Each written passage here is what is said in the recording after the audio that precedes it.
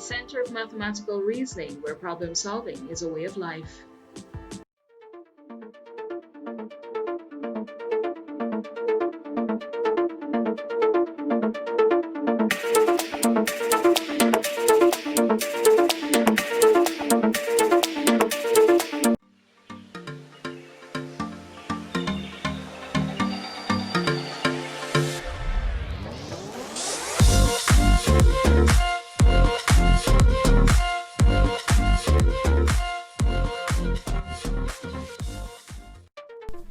When we begin to speak about fractions, many students get nervous.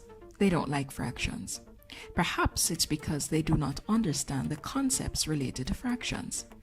So today, we're going to be looking at the concept of fractions.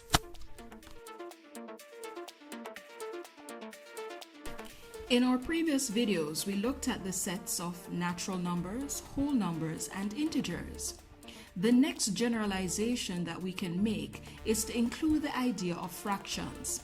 While it is unlikely that a farmer owns a fractional number of cows, many other things in real life are measured in fractions, like a half cup of sugar. If we add fractions to the set of integers, we get the set of rational numbers. Rational numbers are all numbers of the form b divided by a, where a and b are integers. b, however, cannot be 0. Rational numbers therefore include what we usually call fractions. Notice the word rational contains the word ratio, which should remind you of fractions.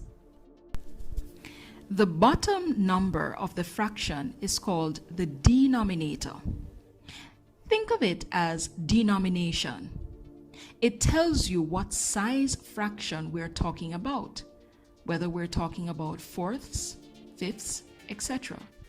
The top number of the fraction is called the numerator. It tells you how many fourths or fifths or whatever. The line that separates the numerator and the denominator in a fraction is called the vincula. However, there is a restriction. The denominator of the fraction cannot be 0, but the numerator can. If the numerator is 0, then the whole fraction is equal to 0. Fractions can be numbers smaller than 1, like a half or 3/4. These are called proper fractions. Or they can be numbers that are bigger than 1. These are called improper fractions, like 2½ which we could also write as 5/2.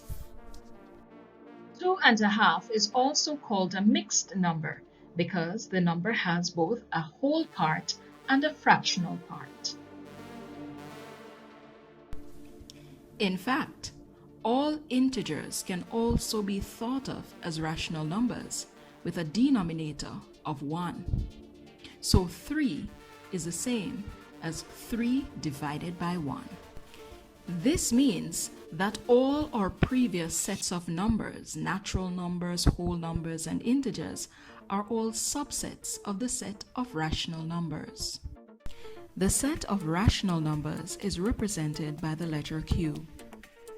All fractions which are not integers are placed in a subset outside of the set of integers, but inside of the set of rational numbers. All number sets, such as natural numbers, whole numbers, integers, and rational numbers, are all subsets of the set of real numbers.